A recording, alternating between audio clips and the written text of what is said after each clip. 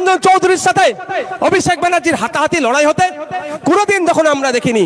আমরা কে বুথ লেভেলের লোক হাতাহাতি লড়াই করব?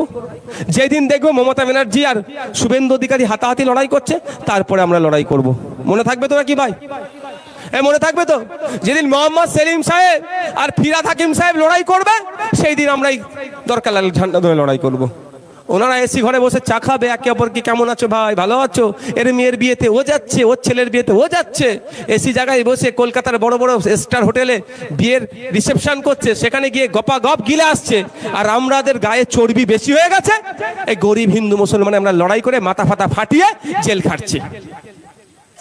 গরিব লোক আমরা, আমাদের চর্বি বেশি হয়ে গেছে। তো ভাই একটু কমাতে হবে।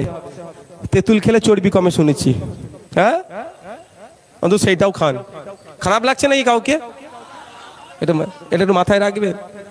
মজা নেবে, টিভির সামনে বসবে, আবার টিভির সামনে